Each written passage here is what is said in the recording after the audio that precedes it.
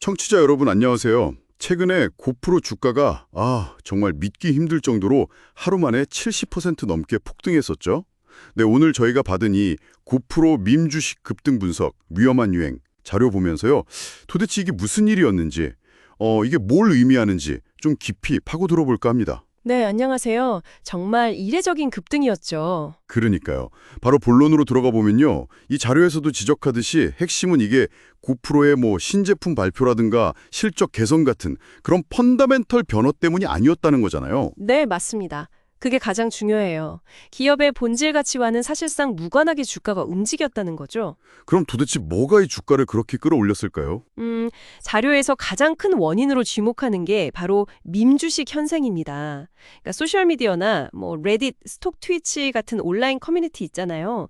여기서 특정 주식에 대한 이야기가 막 퍼지면서 개인 투자자들이 집단적으로 매수에 나서는 거예요. 아하. 그러니까 기업 분석보다는 그냥 온라인상의 어떤 유행이나 분위기, 가자 이런 거요? 네, 그렇죠.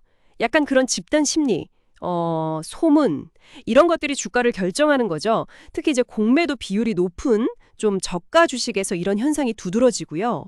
고프로 경우에도 이 자료 보면 공매도 비율이 한 9에서 10%, 꽤 높았다고 나오던데요. 네, 맞아요. 그게 또 중요한 포인트입니다.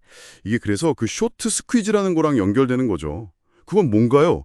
좀 쉽게 설명해 주실 수 있을까요? 네, 그러니까 공매도라는 건 주가가 내려갈 거라 보고 주식을 빌려서 파는 거잖아요. 그렇죠.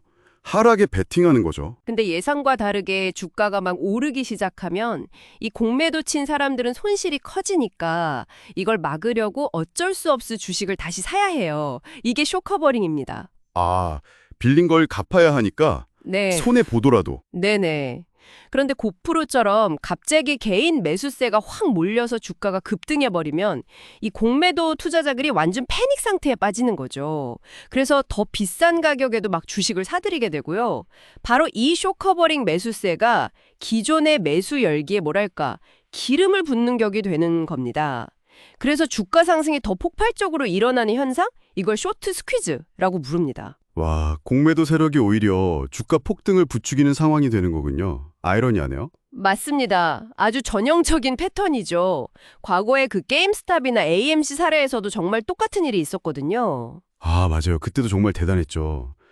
이 자료에서도 그날 오전에만 고프로 거래량이 5,600만 주였다고 하던데 이건 평소랑 비교가 안 되는 거잖아요. 그렇죠. 그 엄청난 거래량 자체가 이게 얼마나 비정상적인 상황이었는지를 보여주는 겁니다.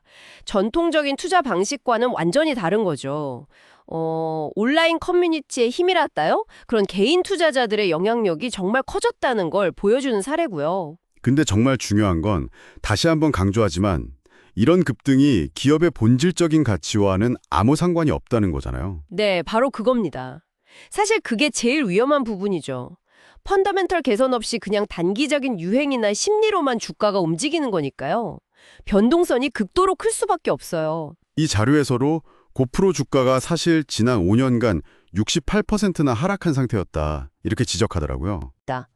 이게 바로 밈 주식 투자의 가장 큰 위험 요소라고 할 수 있죠. 듣고 보니까 정말 아찔하네요. 하루아침에 천당과 지옥을 오갈 수도 있는 거니까요.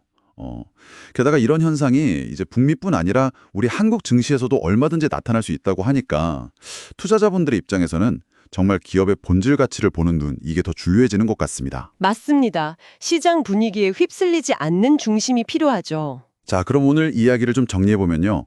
고프로의 최근 주가 폭등은 기업 자체의 어떤 변화라기보다는 온라인 커뮤니티 기반의 밈 주식 현상, 그리고 쇼트 스퀴즈, 라는 어떤 기술적인 요인, 이게 복합적으로 작용한 결과였다. 이렇게 볼 수 있겠네요. 네, 정확합니다. 그럼 이 모든 현상이 우리에게 시사하는 바는 뭘까요? 글쎄요, 시장의 열기나 유행에 편승하는 것도 하나의 투자 전략일 수는 있겠죠. 하지만 그 이면에 숨어 있는 아주 높은 변동성, 그리고 위험, 이걸 반드시 알아야 한다는 거고요. 결국은 기업의 본질적인 가치와 이런 시장 심리 사이에서 어떻게 균형을 잡고 판단할 것인가. 이번 사례가 우리에게 던지는 아주 중요한 질문이라고 생각합니다. 네, 시장의 뜨거운 관심이 때로는 기업의 실제 가치와는 전혀 다른 방향으로 흘러갈 수 있다는 점, 오늘 분석을 통해 다시 한번 생각해 보게 되네요. 그렇다면 이런 시대에 우리는 기업의 진짜 가치를 어떻게 평가해야 할까요? 예전 방식만 고집해도 괜찮을까요? 청취자 여러분도 한번 깊이 생각해 보시면 좋겠습니다.